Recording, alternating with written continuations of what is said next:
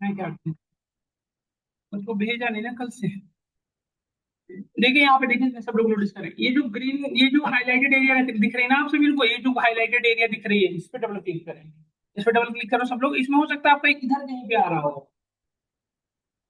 इस पे double click करते हैं आपके सिस्टम में कुछ ऐसा ओपन होगा। तो अच्छा, ये वाला एरर सब में ये यदि आ रहा है मतलब कि आपका सर्वर कनेक्ट नहीं हुआ। ये वाला एरर सर्वर को कनेक्टिविटी को नहीं शो करता, हमें सर्वर को फिर से रिकनेक्ट करना पड़ेगा।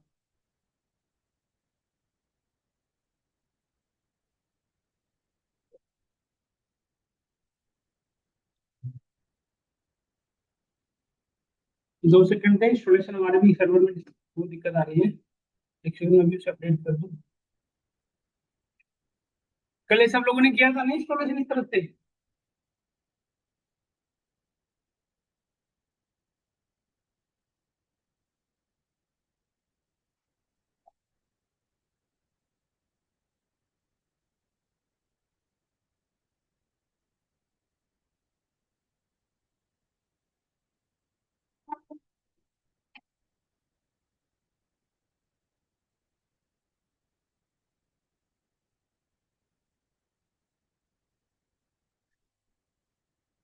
अरे बात ही करता है हर 2 मिनट पे। और आप दे दो फिर, मैं ना क्लास से बाहर कर दूंगा हर 2 मिनट के बाद, मत मांगो नहीं, बगल में मांग लेगा नहीं जरा आसपास से। हाँ तो नहीं नहीं, इसके पास है तुम्हारे पास, फिर हर 2 मिनट पे क्यों मांग रहे हैं। डिस्टर्ब कर रखा है बिल्कुल क्लास को, ऐसे मत करो, डिस्टर्ब नहीं पढ़ना हो तो आप जा सकते हो, डिस्टर्ब मत करो क्लास को।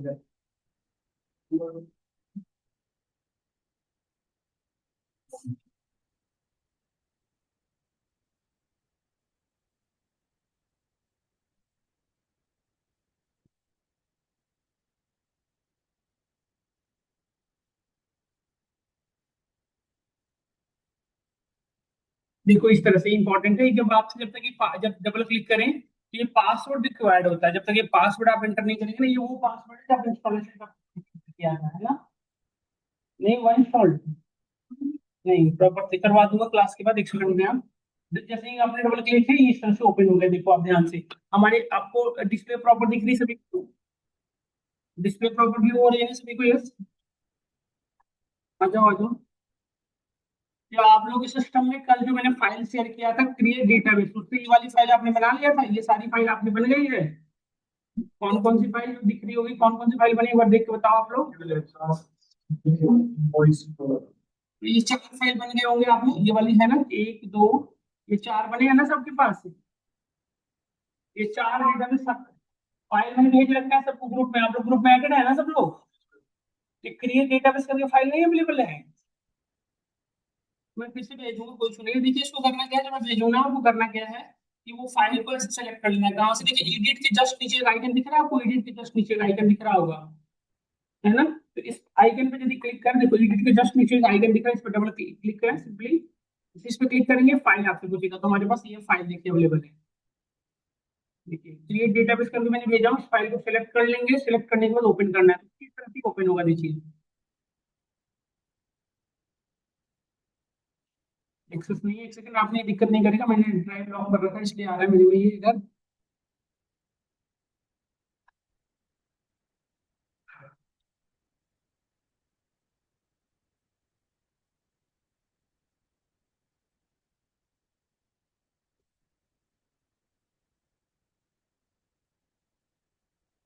देखिए,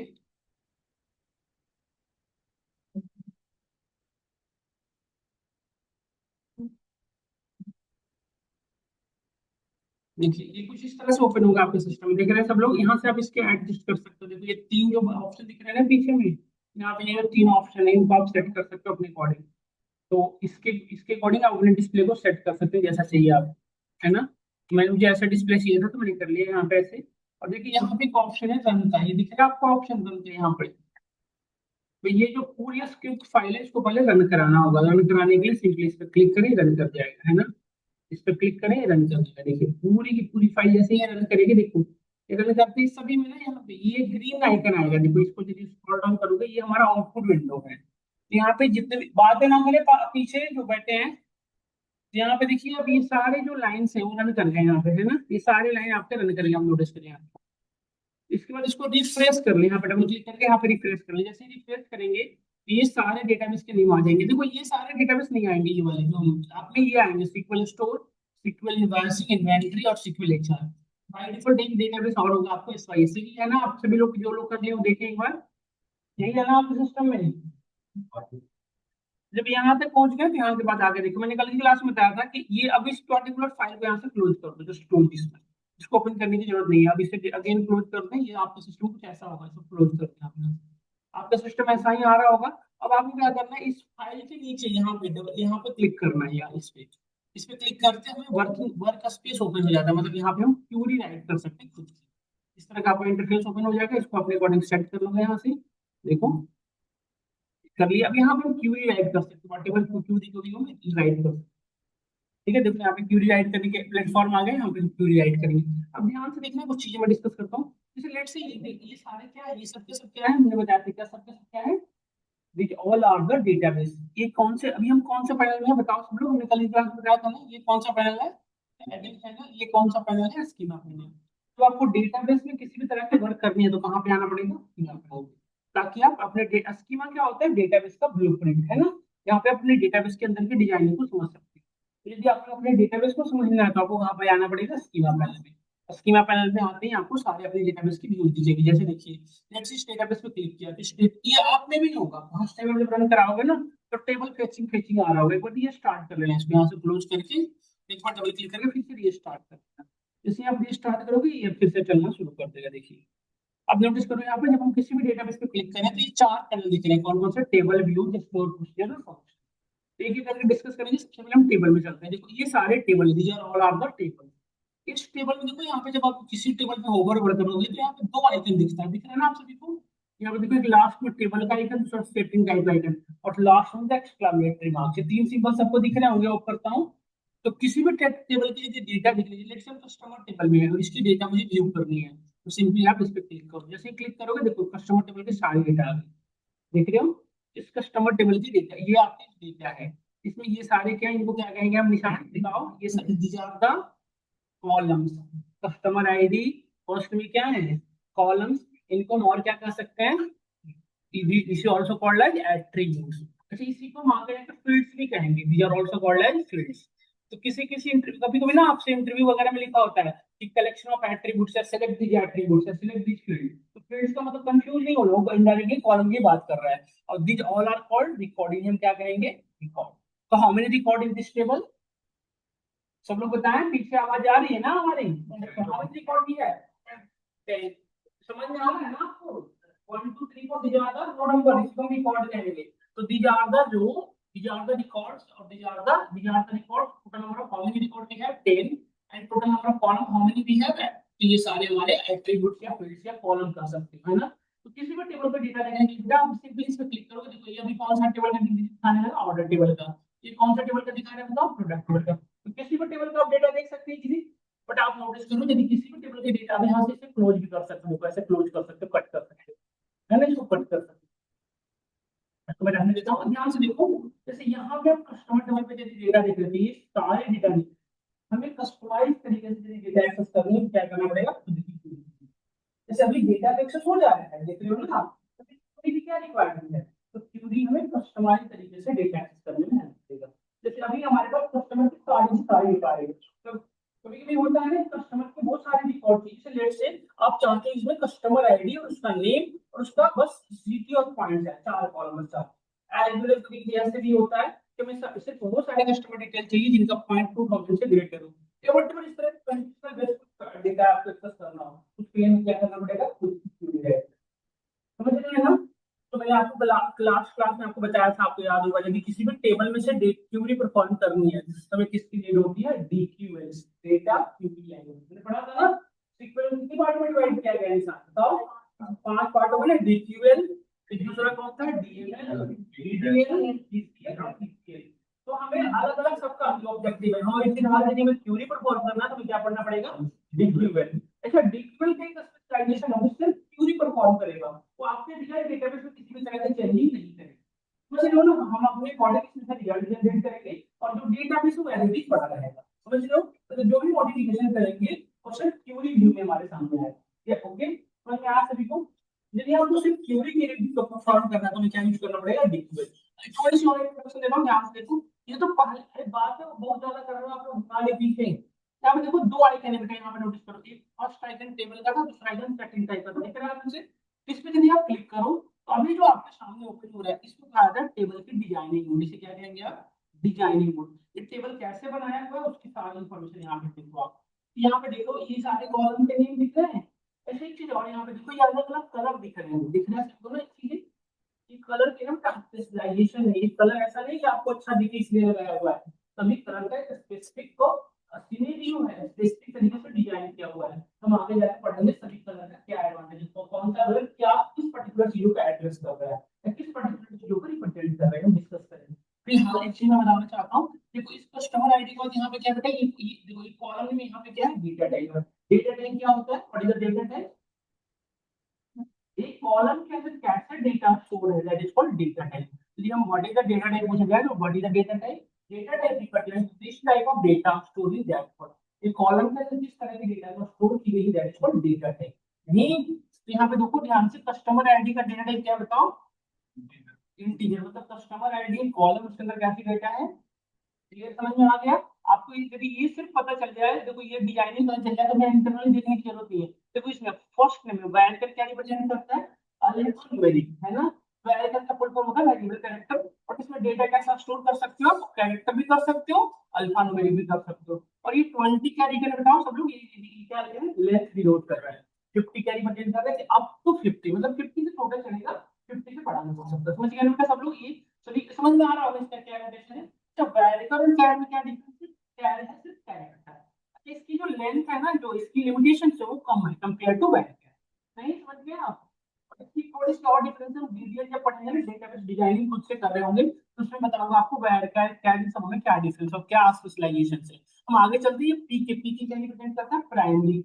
अच्छा कॉलम में प्राइमरी की क्या होता है, पहले की समझना होता है, की क्या होता है। हम इस चीज को डिस्कस डेप्थ में करेंगे, की क्या होता है, की कैसे डिफाइन करते हैं। फिलहाल मैं आपको एक चीज बताने वाला हूँ, किसी भी टेबल में की जो होता है, यदि आपसे पूछा जाए कि what is the key nothing but just attribute या कलेक्शन ऑफ एट्रीब्यूट। एक सिंगल कॉलम में हमारा की बनता है, मोर देन वन कॉलम भी एट्रीब्यूट जो है, जो मोर देन वन कॉलम भी हमारे की बनता है। बट उस पर्टिकुलर कॉलम में से प्राइमरी की उस पर्टिकुलर कॉलम को बनाते हैं। जैसे लेट से हमारे पास इतने सारे कॉलम थे, बट इसमें सिर्फ कस्टमर आईडी में प्राइमरी की क्यों बनाया गया? इस कॉलम के अंदर दो प्रॉपर्टी फॉलो होती होगी, कौन कौन से?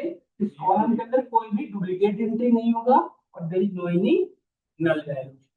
तो आप देख सकते हो कस्टमर टेबल में आओ, देखो क्या इसमें कोई भी आपको डुप्लीकेट एंट्री दिख रही है? कस्टमर आईडी क्या कोई नल वैल्यू दिख रहा है आपको? इसलिए इस कॉलम को क्या बनाया गया है? प्राइमरी की। हम आगे पढ़ेंगे और क्या होता है यहाँ पे। देखिए नल का मतलब होता है नॉट नल, मतलब आप यदि इसमें इसमें जो डेट कस्टमर आईडी जो कॉलम उसके अंदर नल वैल्यू एक भी हो ही नहीं सकती, है ना? तो ये सारी डेटा टाइप बता रहे हैं, तो ये समझ में आ रहा होगा। और ये क्या मतलब क्या होता है? ऑटो इंक्रीमेंट पढ़ेंगे इसको डेप्थ में। ऑटो इंक्रीमेंट का मतलब होता है कस्टमर आईडी ऑटोमेटिकली इंक्रीज कर जाएगा एंट्री करो तो। ये डिस्कशन डेप्थ में करेंगे प्रॉपर तरीके से। क्या ये सब चीजें समझ में आई हम सभी को? तो समझ में आया, थोड़ा सा आइडिया लगा क्या होता है कॉलम, कॉलम के अंदर डेटा क्या होता है, समझ में आया सबको? देखो आप सभी ने बोला बोलना सीखो, ये ऐसी क्लास नहीं है सर, ऐसे मूवी जैसा पीछे बैठे जो बाकी लोग। आ रहा है ना समझ में? आपको पीछे बैठे समझ में आ रहा है आप लोगों को? नहीं आप पीछे बैठे समझ में आ रहा है? आगे स्पेस था तो इतने पीछे क्यों बैठ गए? दिख रही है आप सभी को ना क्लियर? कोई भी दिक्कत हो ना जस्ट एक्नॉलेज करें, ऑनलाइन स्टूडेंट ऑफलाइन जितने भी हम बैठे हैं हम क्लास को प्रॉपर तरीके से पार्टिसिपेट करें, जहां भी कोई दिक्कत हो आप मुझे जस्ट एक्नॉलेज करें, ठीक है? अब आगे बढ़ते देखो, अब मैं आपको बताता हूँ, जैसे हमें लेट्स से हमें अपनी रिकॉर्डिंग कस्टमाइज तरीके से क्यूरी परफॉर्म करनी है। जैसे डेटा व्यू करने के लिए तो हमारे पास ऑप्शंस ऑलरेडी अवेलेबल, इस पर क्लिक करके डेटा देख पा रहे हो। बट आपको कस्टमाइज तरीके से यदि क्यूरी लिखनी है तो इसकी रिक्वायरमेंट पड़ेगी डीक्यूएल, डेटा क्यूरी लैंग्वेज, हमारा खुद से क्यूरी लैंग्वेज है। तो अभी हम पढ़ने वाले हैं डीक्यूएल। सब लोग स्टार्ट करना क्यूरी करना, सब लोग यहाँ तक आ गए हैं? इसको रिफ्रेश करो यहाँ से, यहाँ पे आ गया होगा। if नहीं आ रहा तो इसको अभी भेज रहा हूँ, दोबारा भेजता हूँ। नहीं कर पा रहे तो क्लास के बाद करिएगा, मैं अभी भेज देता हूँ आप सभी को फिर से दोबारा।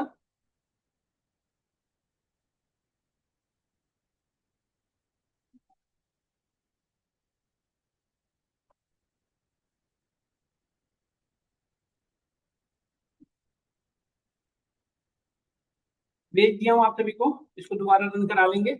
अब देखो यहाँ पे ध्यान से, यहाँ पे हमें खुद की क्यूरी लिखनी है। अभी जो मैं स्टार्ट करने वाला हूँ डीक्यूएल। एक चीज बताओ, यहाँ पे हमने डबल अंडरस्कोर जो दे रखा है स्टार्टिंग में, डबल हाइफन कह सकते हो, क्यों दे रखा है? कमेंट करने के लिए। किसी भी लाइन को आप यदि कमेंट्स करना चाहते हो तो आप या तो डबल अंडरस्कोर यूज करो या हैज यूज करो, है ना। तो हम अभी स्टार्ट करने वाले हैं डीक्यूएल। इसको हम कहते हैं डेटा क्यूरी लैंग्वेज। ठीक है, स्टार्ट करते हैं, ध्यान से देखो। जैसे लेट्स से हमें कस्टमर टेबल की डेटा एक्सेस करनी है, तो लोग यहाँ पे देखिए बातें ना करें आपस में। हमें कस्टमर टेबल की डेटा एक्सेस करनी है, तो कस्टमर टेबल का डेटाबेस कौन सा बताओ? का डेटाबेस कौन सा है? कस्टमर टेबल, ये जो टेबल है किस डेटाबेस के अंदर है? सबको दिख रहा है ना? ये और प्रोडक्ट टेबल किस डेटाबेस के अंदर? इसी सेम डेटाबेस के अंदर है। अब एक चीज और सब लोग देखें, ये यदि मैं आपसे बात करें कि ये यहाँ पे देखो बेटा, आप प्रोडक्ट टेबल किस डेटाबेस के अंदर निशान? SQL inventory. समझ में आ रहा है सभी को? तो किसी भी डेटाबेस को यदि आपको एक्सेस करना है तो सबसे पहले किसी भी टेबल को एक्सेस करना है, जैसे लेट्स से हम आपसे कहें इस इनवर्स टेबल पे वर्क करना है, इनवर्स टेबल किस डेटाबेस के अंदर है? तो इस डेटाबेस को पहले सेलेक्ट करना पड़ेगा। किसी भी टेबल पे वर्क करने से पहले उस डेटाबेस को भी सिलेक्ट करना पड़ता है। जब तक उस डेटाबेस को आप सेलेक्ट नहीं करेंगे उसके डेटा आपको एक्सेस नहीं होगा। समझ में आया ना? तो डेटाबेस को सिलेक्ट कैसे करते हैं, ये पॉइंट है, यस और नो। जैसे लेट से हमने कहा आपसे कि मुझे कस्टमर टेबल पे वर्क करना है, तो कस्टमर टेबल देखो यहाँ पे है, आप देखो यहाँ पे इस डेटाबेस के अंदर है ना कस्टमर टेबल, और इसका डेटाबेस कौन सा है? Equal store. इस डेटाबेस को सिलेक्ट कैसे करेंगे, तो दो तरीके से सिलेक्ट किया जाता है। एक तो तरीका ये है कि डबल क्लिक कर दो, इस पे सिलेक्ट हो जाएगा। दूसरा तरीका है ये कमांड के थ्रू। तो हमेशा इसे फॉलो किया करना है। यूज, यूज क्या हुआ? कीवर्ड ये लिखना है। यूज के बाद जिस डेटाबेस को सिलेक्ट करना उस डेटाबेस का नेम। तो हमारे केस में डेटाबेस का नेम क्या है? Equal store. अच्छा, डेटाबेस का नेम व्हाटएवर हो सकता है, banking dB, organic dB, whatever कुछ भी हो सकता है। तो आपको फॉलो करना है, क्या लिखना है? यूज डेटाबेस का नाम लिखा हमने सिक्वल स्टोर। और जस्ट राइट हियर, लास्ट में आप क्या करें, टर्मिनेट करने के लिए सेमीकोमा दे दें। नहीं भी दें कोई इशू नहीं है, क्योंकि इसके आगे भी फिलहाल क्यूरी नहीं दिख रही है। इसके आगे और भी क्यूरी होती तो फिर टर्मिनेट करना पड़ता। बट बेस्ट प्रैक्टिस के लिए हमेशा सेमीकोमा यूज करना चाहिए। देखो जैसे ही हमने क्यूरी रन कराया, तो ऐसे मेरे क्लास में देखो डेटाबेस, जैसे ही मैं इस क्यूरी को रन कराया, अब देखो ये डेटाबेस हमारा सेलेक्ट हो चुका है। तो ये डेटाबेस सेलेक्ट हुआ कैसे पता चला बताओ? हाईलाइटेड हुआ, बोल्ड हो गया, है ना।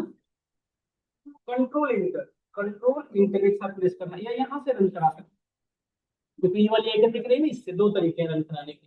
डन। अब देखो ध्यान से, जिसमें डेटाबेस मैंने अभी फिलहाल के लिए लिखा सिक्वल एच, इसे लिखा हमने बैंकिंग डिबलेट से। तो बैंकिंग डीबी हमारा सेलेक्ट होगा, ये सुनो। क्या अभी बैंकिंग डीबी सेलेक्टेड है? जैसे ही कंट्रोल एंटर हमने हिट किया, देखिए हमारा डेटाबेस सेलेक्ट हो गया जी सर।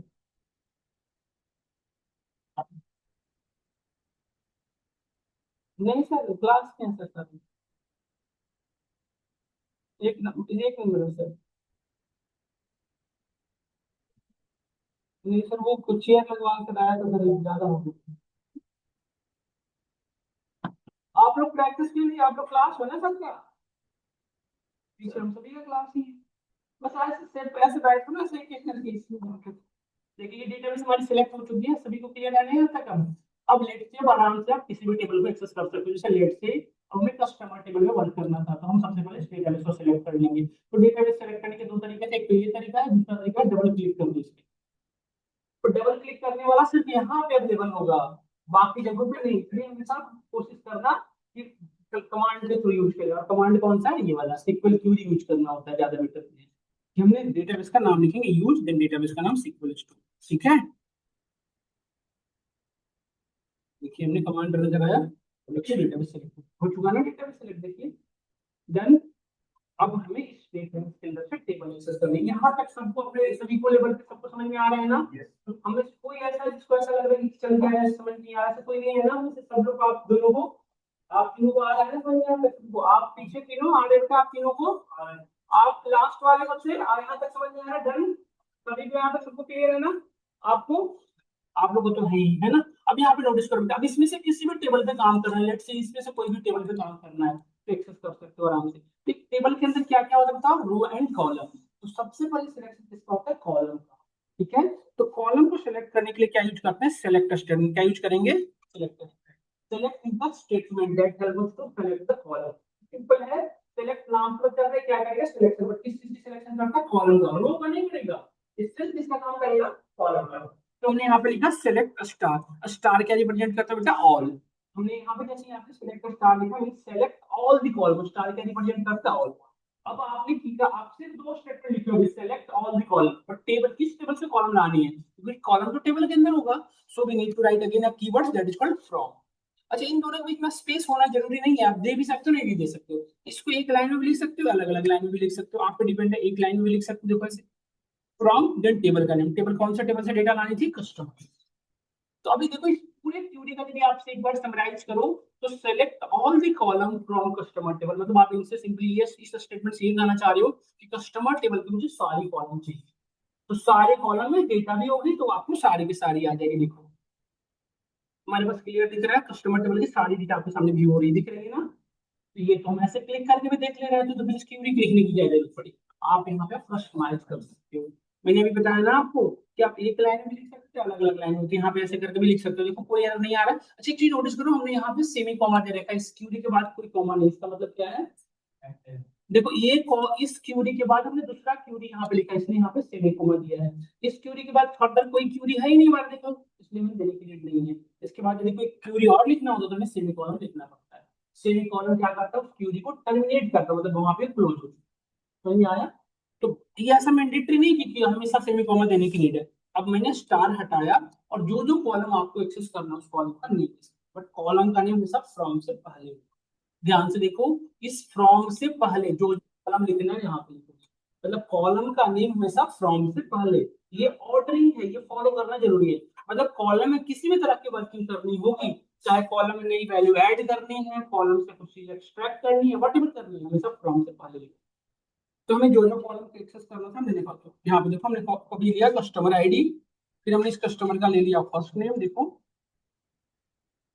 अच्छा, इसकी ऑर्डरिंग कोई जरूरी नहीं कैसे रखना है, देखो हमने फिर पॉइंट्स ले लिया, फिर हमने एड्रेस ले लिया, देख रहे हैं ना, कोई भी ऑर्डर, देखो यहाँ पे कोई क्या कोई ऑर्डर फॉलो कर रहे हैं हम, नहीं, किसी भी कॉलम को एक्सेस कर सकते हो आपको इस पूरे टेबल के अंदर की किसी, बट यहाँ पे नोटिस करना है, जिस ऑर्डर में आपने यहाँ पे कॉलम का नेम लिखा है, उसी ऑर्डर में आपका रिजल्ट।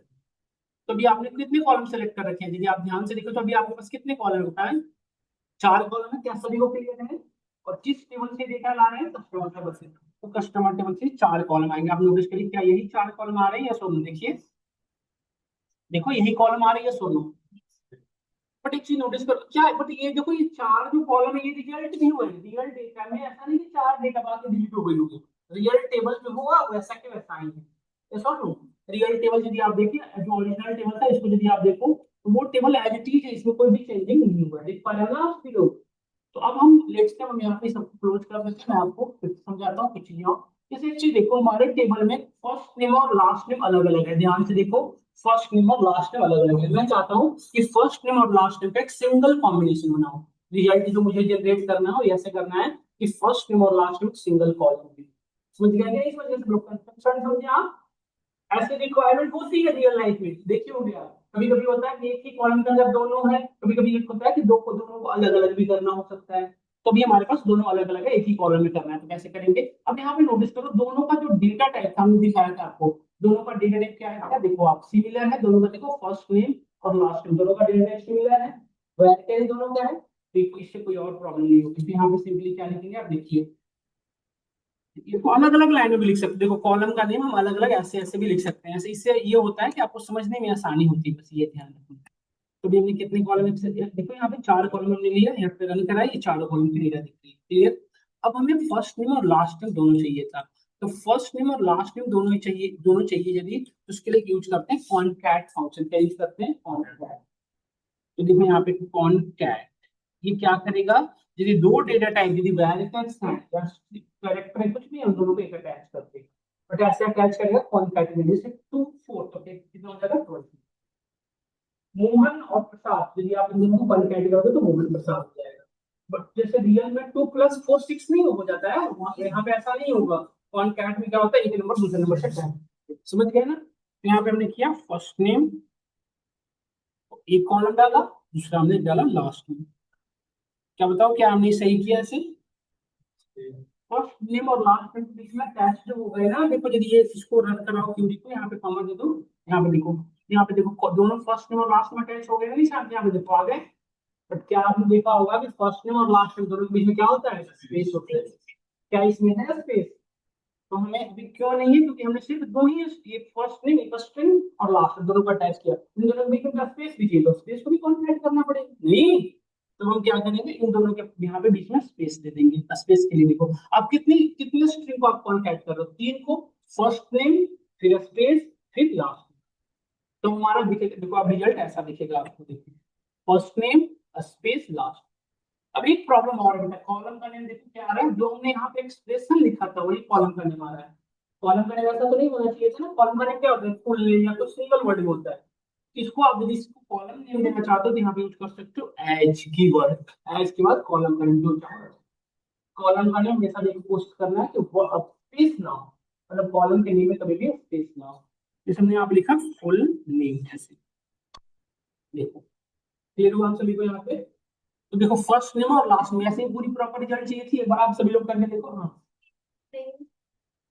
नहीं नहीं सब में चलेगा, बट मुझे ध्यान रखना इस दोनों में क्या वर्ड है, 4 और 2 ये 42 कर देगा, है ना। यदि आपने मूव टू वन किया तो कोई साथ क्या है ये चीज से किया, ये बस कॉन्टैक्ट है।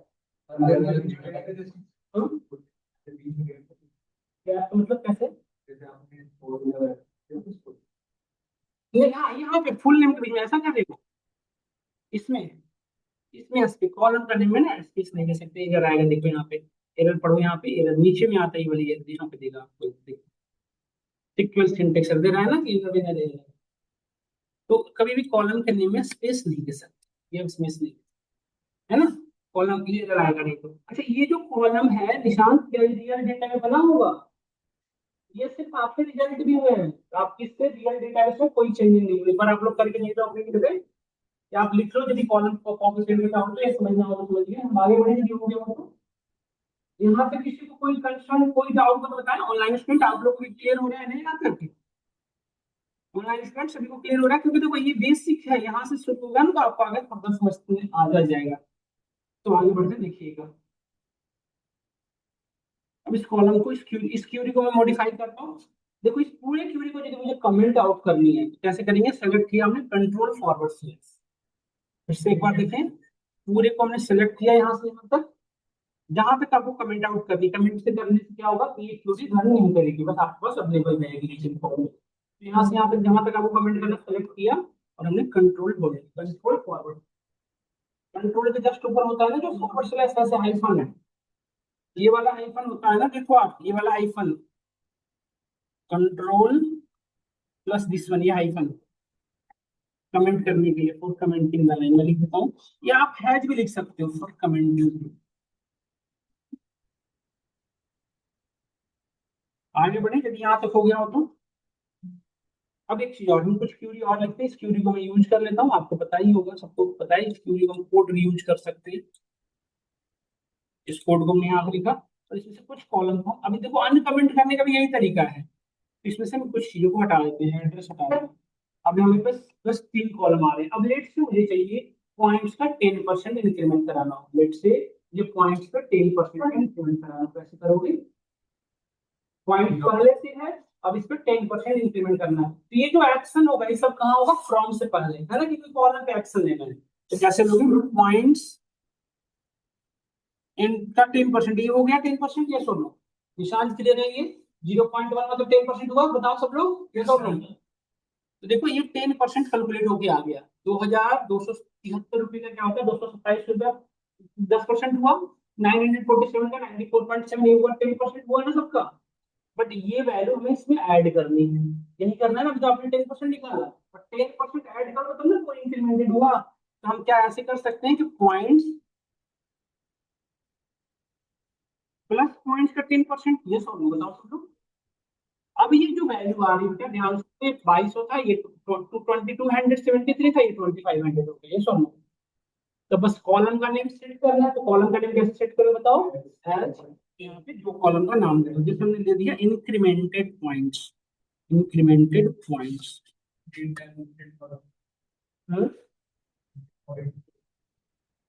पॉइंट्स हमारे कॉलम का नेम हुआ, और ये पॉइंट्स मतलब हर कॉलम का 10% निकाला और उस पर ऐड। अरे 10%, देखो 10% पहले लिखते हो ना, 10/100, तो क्या हम इसे 0.1 नहीं लिख सकते? बस वही है। क्या हम सबको क्लियर हुआ ये चीजें? तो ये इस तरह से हमारा वर्क करता है। क्या आप सभी लोग यहाँ से क्लियर है? एक चीज देखो, आप यहाँ पे डेसिमल के बाद 1 डिजिट है, 10 डिजिट है, अलग अलग डिजिट आ रहा है ना। अब लेट से इसको हमें फिक्स करना हो, पहले आगे दूसरे टेबल पे चलते हैं फिर बात करेंगे। देखो हम दूसरे टेबल पे चलते हैं। लेट से हम दूसरे टेबल, जैसे मुझे ऑर्डर आइटम टेबल दिख रहा है ना आपको यहाँ पे, इस टेबल की डेटा एक्सेस करनी है, इस टेबल के सारे कॉलम एक्सेस करनी है। क्या एक्टिविटी लिखोगे आप लोग बताओ मुझे? मुझे ऑर्डर आइटम टेबल के सारे कॉलम एक्सेस करनी है। तो सेलेक्ट, सब लोग बताना, सब लोग की आवाज आनी चाहिए। Select star from table name, है ना, जिस टेबल से लानी है। तो टेबल का नेम क्या है? Order items. देखो इस ऑर्डर आइटम के सारे टेबल आ गए, डेटा आ गया, देखो सारे कॉलम आ गए ना, ये सब नो। एक चीज ध्यान से यदि नोटिस करो, तो ऑर्डर आईडी के रेस्पेक्ट में प्रोडक्ट आईडी है, उसके रेस्पेक्ट में क्वांटिटी है, बट क्या उसके रेस्पेक्ट में टोटल प्राइस है कि नहीं गिवन? तो यदि मैं आपसे कहूँ मुझे टोटल हर एक ऑर्डर के रेस्पेक्ट में टोटल प्राइस निकालना है, तो निकाल सकते हैं? ये समझ के बताओ, टेबल के जो डेटा है उसको भी यहाँ पे देख के बताओ, क्या हम टोटल प्राइस निकाल सकते हैं या नहीं निकाल सकते? कैसे निकालें बताओ? Unit price multiplied with quantity quantity. जैसे देखो ये प्रोडक्ट की कीमत कितनी थी? 3.74। और कितने कितने नंबर ऑफ परचेज किए गए? 4। तो टोटल पेमेंट इसको कितनी देनी पड़ेगी? मल्टीप्लाई कर दो, ये सुनो, यही ना, सभी को यही करना पड़ेगा। सभी को इन दोनों में मल्टीप्लाई कर दो तो सभी के रेस्पेक्ट में टोटल प्राइस निकल जाएंगे। तो कैसे करोगे इस कॉलम को? देखो अब देखो सारे कॉलम के बाद एक एक्स्ट्रा कॉलम चाहिए। जैसे पहले क्या था कि हम 4 कॉलम ले रहे थे, मेरे पास 10 कॉलम थे, 4 कॉलम, तो हम 4 हटा के कॉलम लिख रहे थे। अब मुझे चाहिए था कि सारे कॉलम एग्जिट रहते हैं, मुझे एक कॉलम और चाहिए, तो हम क्या लिखेंगे? स्टार के बाद कॉमा। मतलब स्टार तो सारे कॉलम नहीं है, उसके बाद एक कॉलम और चाहिए, जो जो चाहिए आपने। तो आप कैसे लिखे? देखो हमने यहाँ पे लिखा यूनिट प्राइस, एक कॉलम का नेम है, मल्टीप्लाइड विथ क्वांटिटी। देखो तो ये आ गया ना टोटल प्राइस, ये सुनो, देखो मल्टीप्लाई करके चेक करो आ गया सबका टोटल प्राइस, ये सुनो। तो इस कॉलम का नियम हमने दे दिया, यहाँ पे स्पेस दिया, मैं अलग लाइन में भी लिख सकते, एक लाइन में लिख सकते, इसकी कोई कंसर्न नहीं है। एंड टोटल प्राइस बहुत इजी लग रहा हो, समझ में आ रहा होगा। अब एक चीज बताओ, यदि मैं आपसे कहूँ मुझे कौन सा अभी और ये मल्टीप्लाई का सिंबल है, स्टार मतलब मल्टीप्लाई है ये स्टार अलग है, ये स्टार को, ये दोनों एक ही है सिंबल, बट ये मल्टीप्लाई की तरह काम हो रहा है ये सर, ठीक है, क्लियर हुआ सबको? अब एक क्वेश्चन मेरा आप सभी से है, अब यदि मैं आपसे कहूँ कि मुझे यूनिट प्राइस में 10% इंक्रीमेंट करके 10 टोटल प्राइस निकालना है, जैसे क्वेश्चन आप समझे में क्या था? जैसे अब यूनिट प्राइस जितने भी प्रोडक्ट हैं सभी की यूनिट प्राइस पहले 10% बढ़ा दो, फिर टोटल प्राइस निकालो। कैसे करेंगे बताओ थोड़ा इलस्ट्रेशन। देखिए यूनिट प्राइस को 10% बढ़ाने के लिए क्या लिखेंगे? यूनिट प्राइस मल्टीप्लाइड विथ 0.1, ये 10% हो गया। अब इस दोनों को एक देखो, अब इसको फिर से मल्टीप्लाई कैसे करा दोगे?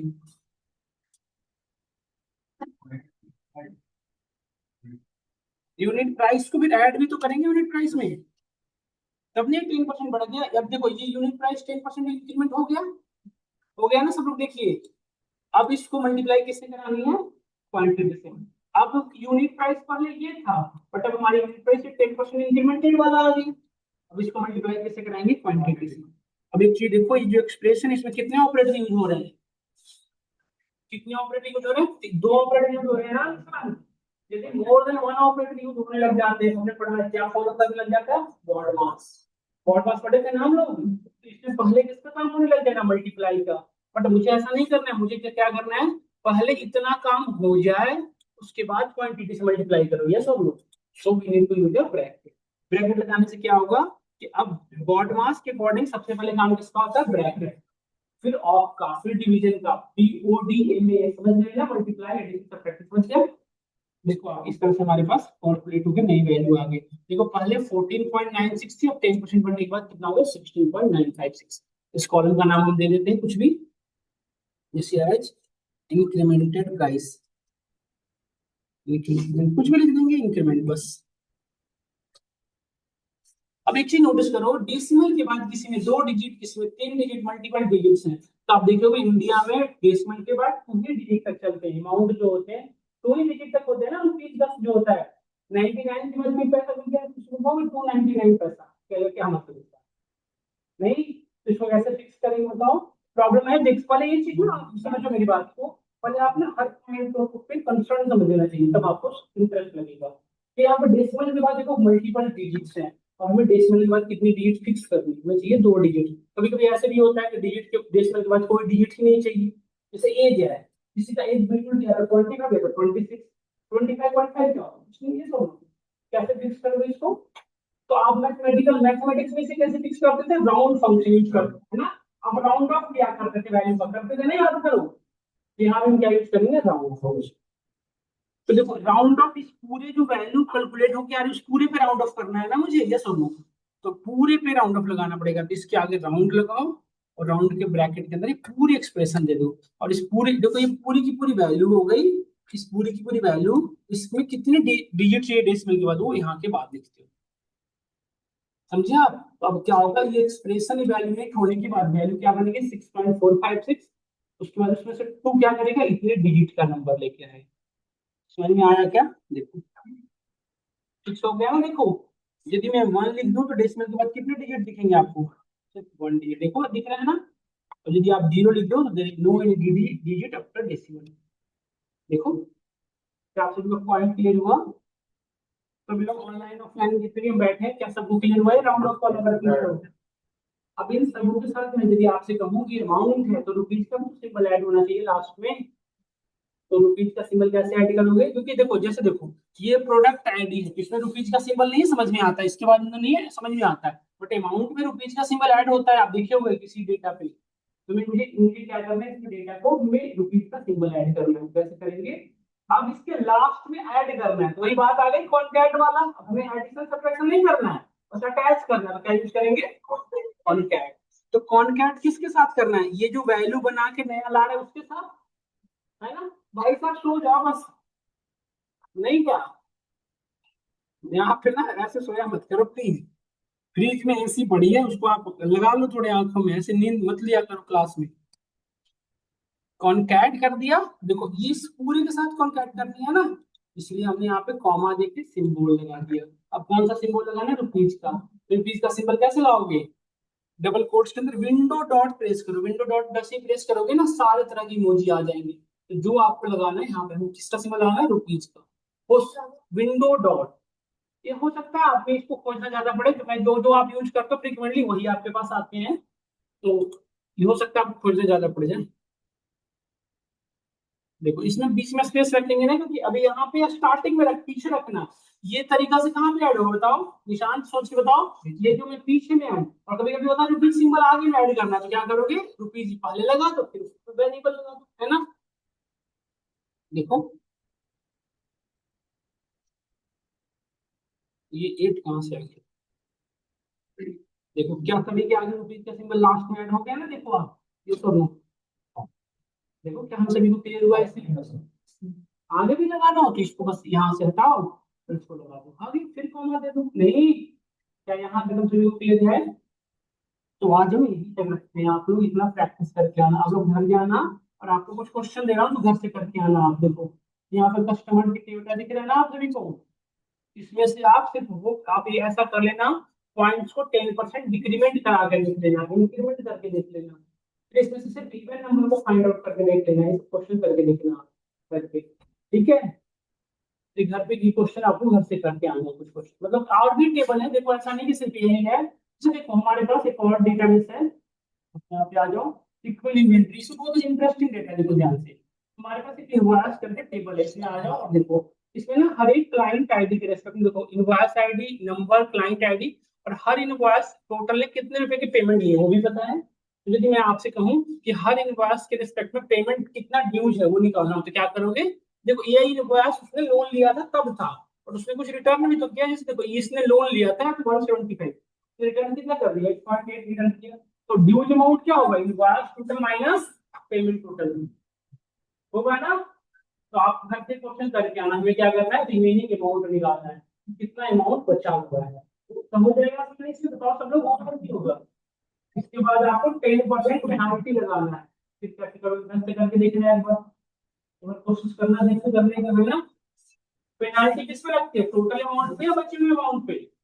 नहीं है, टोटल पे लगती है। टोटल पे अमाउंट पे 10% निकला और अभी जो बचा वो उसमें ऐड होता है, तो आपको निकालना पड़ेगा टोटल अमाउंट का 10%, फिर उसमें ऐड करना। कोशिश करना करने करने का, नहीं तो मैं करा दूंगा, ठीक है। क्या हमें आज तक की क्लास में क्वेश्चन लिख के भेज दूंगा साथ में।